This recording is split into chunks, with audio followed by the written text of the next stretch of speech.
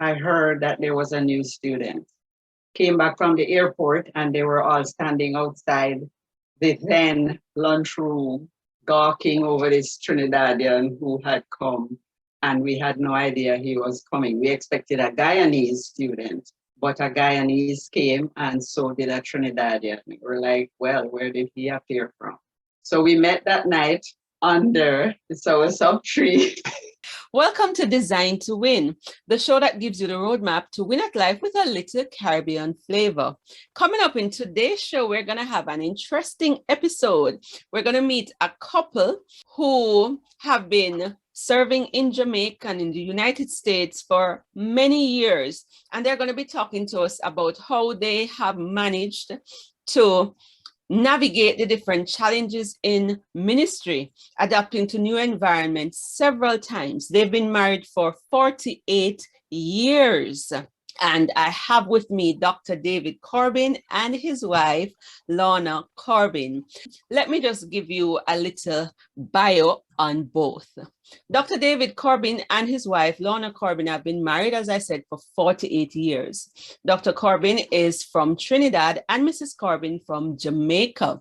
Dr. Corbin is an educator, pastor, counselor, administrator. He wears many titles, and former president of the Caribbean Graduate School of Theology, and that's where I met him. He has spent many decades pastoring churches in the USA and Jamaica. Currently, he serves as pastor at Mona Heights Chapel. He has also had stints in human resource management in different corporate companies. Mrs. Corbin, on the other hand, is an entrepreneur.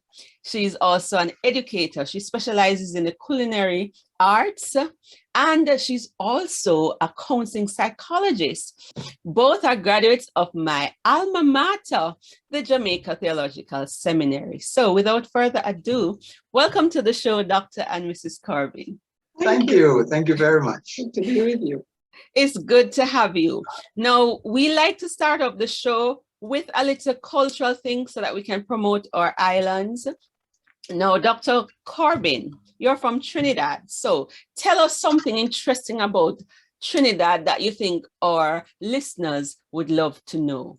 Geographically, Trinidad is 1,000 miles south of Jamaica. And that's to set the picture straight for those who feel that we are another parish of Jamaica, 1,000 miles south. We are actually the closest English-speaking island to South America, to Venezuela. We are looking at two different countries far away from each other. What is noticeable in Trinidad is the steel pan, which originated in Trinidad.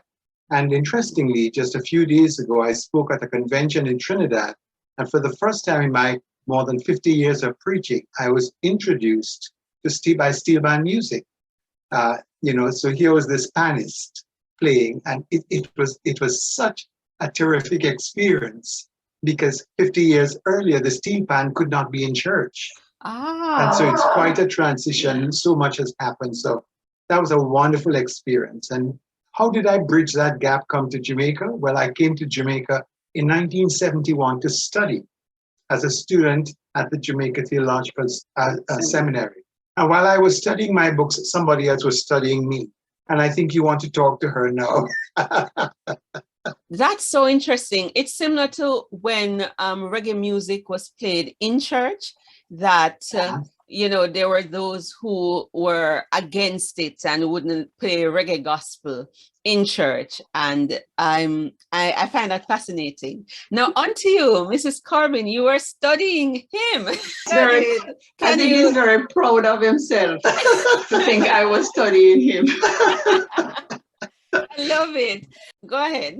I was, at the time he came, I was entering my third year at the JTS. The evening we met, I had just dropped my parents to the airport who were migrating to the United States. So I was kind of on my own in Jamaica with my two sisters who were at Holy Childhood High School. So I was overseeing them, and I heard that there was a new student. Came back from the airport and they were all standing outside the then lunchroom, gawking over this Trinidadian who had come, and we had no idea he was coming. We expected a Guyanese student, but a Guyanese came, and so did a Trinidadian. We were like, well, where did he appear from? So we met that night under the soursop tree. and after a while, what developed on campus is that other people were saying these small island men are too forward, and he's not supposed to be paying any attention to our girl. Mm-hmm. So it happened very quickly. We would stay after dinner and chit chat, and somehow it would dwindle down from 8 students to 3 students to 2 students. And we would be there talking culture and how we happen to be at JTS. And I guess the two just kept talking. And here we are, 48 years later, we haven't stopped talking. I love it. I love it. So I don't have to ask the question, how did you guys meet? Because now we know. And it follows a trajectory. Many persons, when they come to the Jamaica Theological Seminary, they come single and they leave married. Here and say, we were determined not to let that happen. Yes. I pledged to my folks in Trinidad with gloves that I would be returning single, because this was the pattern, and I was not going to fall into that. And when I was determined, I was headed for the mission field, and nobody was getting in my way. I am done. I'm not looking for anybody. I am going to be a missionary, single, and serving the Lord for the rest of my life. Yeah, but she was coupling missionary with stationary, and God wasn't going that way. So what happened when we sensed there was an interest, we took a conscious decision that we would part. And so we stopped talking to each other. But while moving away from each other, somehow we found ourselves like the straight line began to bend and was coming back. And I took the initiative and said, I don't know what's happening, but this is how I'm feeling. And surprisingly, she said, I feel the same way. Let's stop the game. And we stopped the game of trying to run from what we believe God was trying to do. And today, it's really like 50 years later, we can confirm this was what the Lord was doing. And so we are happy about that. And he has blessed us with 3 adult children, and so far 7 grand. And so we're thankful for it. Amen. I was just about to mention that. So you fill that in. So you became fruitful, you multiplied, and developed a productive ministry together. I noticed as well in looking at your resume, Doc, that you are a pioneer. You started a church in the United States. I'm interested in how that worked out with family, and how Mrs. Corbin, I guess she will give her part. How did that affect your marriage and ministry? Well, because we both were trained for ministry, we never found ourselves conflicting with each other whenever we sensed there was a vision for ministry. And so, for instance, right after marriage, I went straight into full-time ministry in Trinidad. And so she was able to adjust to leaving Jamaica and living overseas, because mentally she was already prepared to obey the Lord wherever he would direct her. But she didn't know with whom, if there was going to be a partner at all. And so there's a sense in which she was prepared for that kind of move. And so we lived in Trinidad for 4 years as a couple. And during that period, were instrumental in launching Keswick Convention, and became very involved in Keswick because Keswick had an impact in her conversion. And my interest was piqued while a student at JTS, and never realizing that this ministry would become a vital part of our lives. But you asked a question earlier about the church and launching the church. We had done pastoral work at least at 2 churches, and there was specific passions that we felt and gifts that God had given to us that we weren't able to exercise at the particular church. We were called upon to fight what we term unnecessary battles. And we took that as a clue to move on. If not, you would end up being a fighter with men rather than one fighting the enemy as you were seeking to bring souls to the Lord. And we prayed and asked the Lord, if this is the way in which you're leading, we want out. But out meaning going where? And then that little seed was planted to be able to move into something on your own, where your own sense of vision and so on can develop. And though we did not ask persons from the church where we pastored and others heard and felt they wanted to be on board. Mm-hmm. So in Miramar, South Florida, we launched this church. Mm-hmm. And that was the birthing. I think that went back to 2003. Mm-hmm. 2003 we started, yes. And you served there until 2016. Until 2016. The interesting thing, in 2016, I notified the church that I felt God's call to retire. Mm. And so I wrote a letter requesting that they would release me to retire by the end of the year. That was December 2016. Listen to this.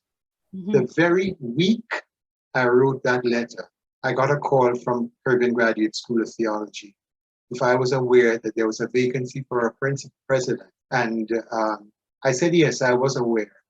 And they said, how come we never got your application? I said, because I didn't think that kind of lofty position was for me. I was more in pastoral work, and though I had an interest and I understood what was happening in academia, because I did some teaching also, bivocational work. So I had an interest in higher education, but I knew what it was not to try to be over ambitious. And at which point the person on the other end said, why don't you send your application in? And that was the end of the story. They looked at the application, members of the board felt this is the profile that we're looking for.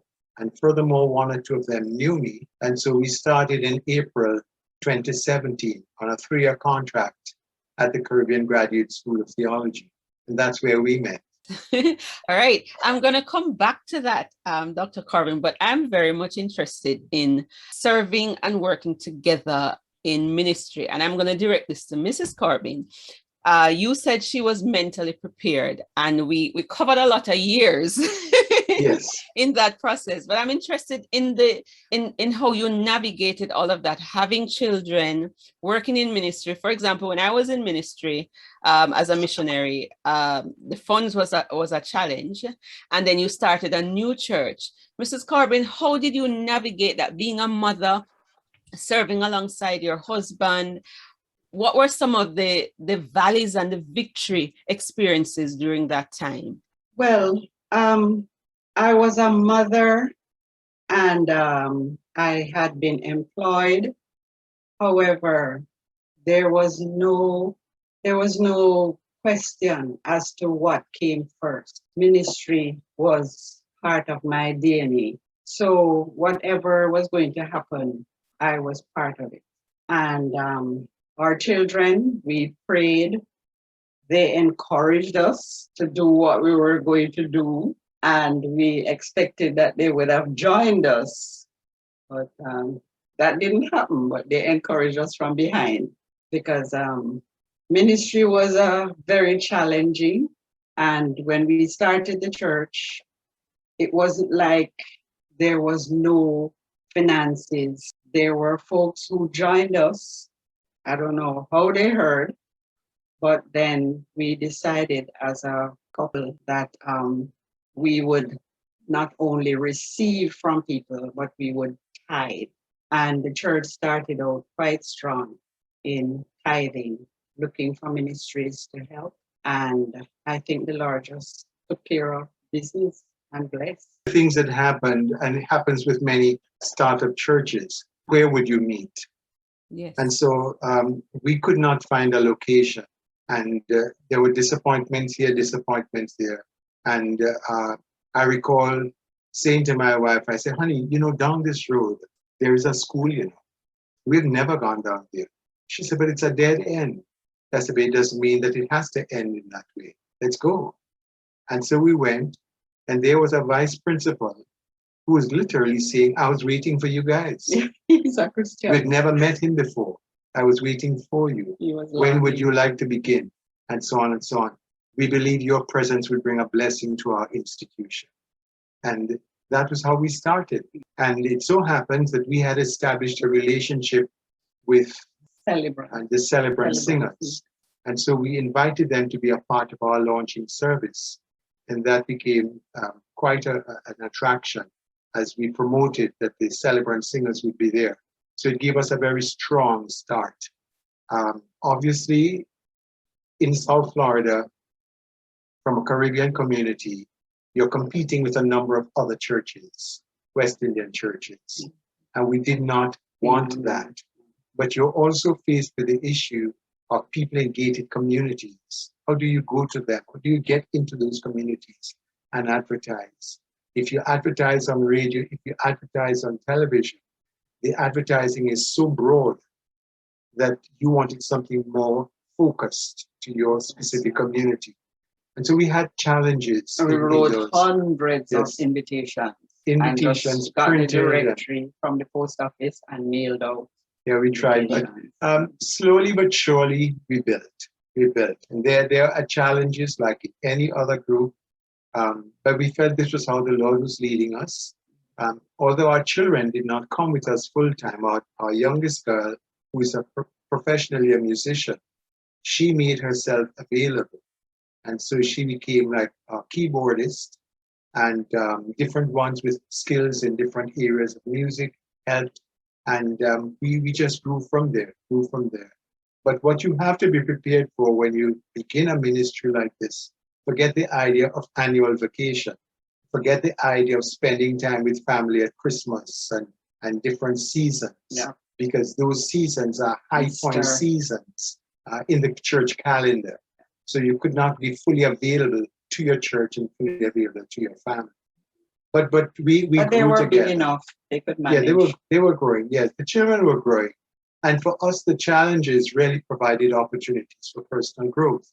Here's another area that we cannot ignore, and it's Mrs. Corbin's culinary skills, where we worked together and our dining table became a conference table, a counseling table, because there were many who were counseled, prayed for, ministries began, ministries flourished, because we provided a forum to meet. It was over a meal. And I thank God for that opportunity. And we have been honored in Florida, particularly by South Florida Keswick, because so many of the meetings of the council were conducted right at our dining table, where we were able to accommodate sometimes 12 and even 15 persons. And Mrs. Corbin was the one who prepared the meals. So it was a combination of her skills in the culinary arts and our passion for Christian ministry.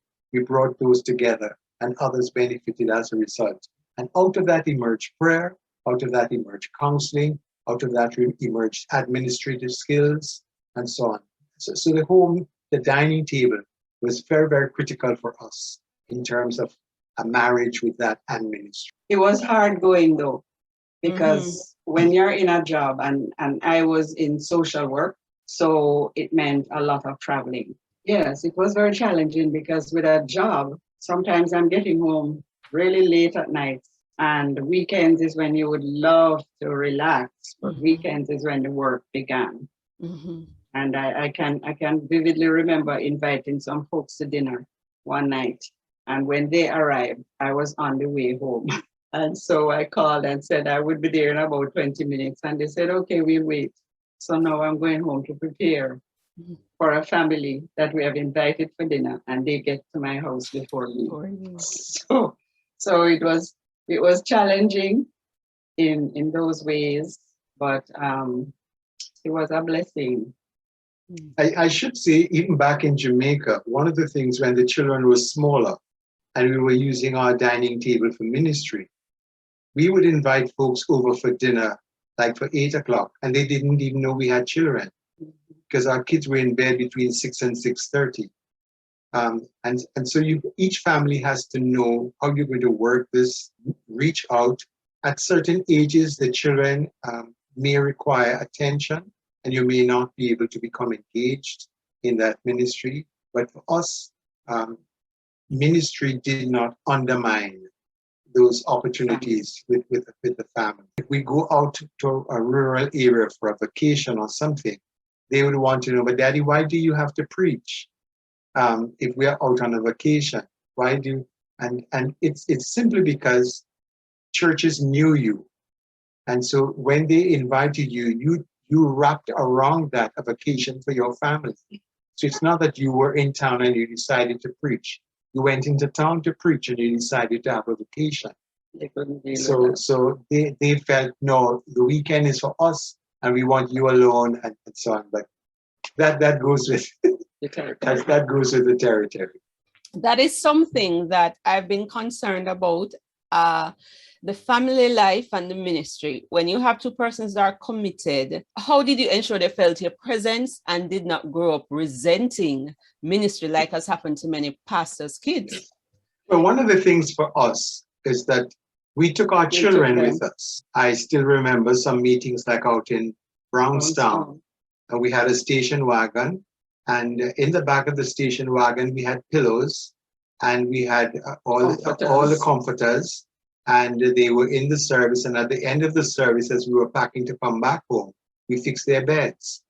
They changed into their PJs. They changed into their PJs one time, and they did not know anything until the following morning when they got up from their beds, because they were picked up bodily sleeping, put in their beds, and they slept through the night until. And so you have to ensure that your children are not deprived of their childhood and the normal expectations in life. For us, we were also blessed in that we had friends who had children who grew up with them.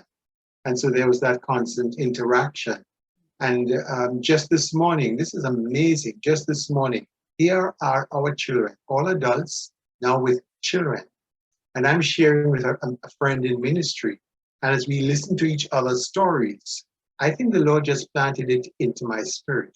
Our children need to hear these stories. They heard them or saw them when they were children.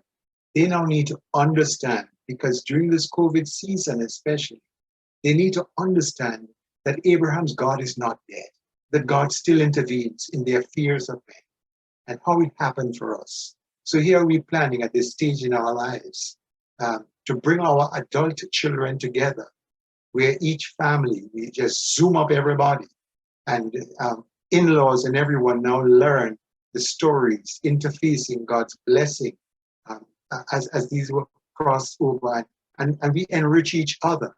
And we somehow feel, other than publishing, this is a good way to send that message to the next generation. We will publish eventually, but in the interim, we would certainly seek to ensure that the next generation receives that baton of faith and realize God does work, is still alive, and you guys are beneficiaries of God's goodness and God's favor. So at all points, we must consciously seek to integrate our families with what we are doing, with our success stories, not only with our challenges. If we confront them with our challenges only, they become disillusioned and they're turned off from the experiences that we have. But there's reality, but children receive things, you give it to them at different stages in their lives. And at this stage, as adults, they can now embrace the total picture. So you can share with them how you overcame the challenges and have them learn, have their in-laws learn, so that other families are influenced by what God did in your life as you move. I trust that you enjoyed that interview with Dr. and Mrs. Corbin. So delightful. If anything we heard there is about a couple who continued to challenge each other towards growth and development and supported each other fully in ministry. This has been part one of a two-part interview, and join us next week for part two, when we learn more about how Dr. and Mrs. Corbin navigated the challenges of marriage and ministry and what's next on their journey together. So stay tuned. And as we close out the show, let's say our pledge to win. There's greatness in me. It's possible to live my dreams, no matter how bad it is or how bad it gets. I'm going to make it. With faith, courage, and consistent action, I'm going to make it. It's not over until I win. This is Ruth Taylor saying, ta for now, until next time.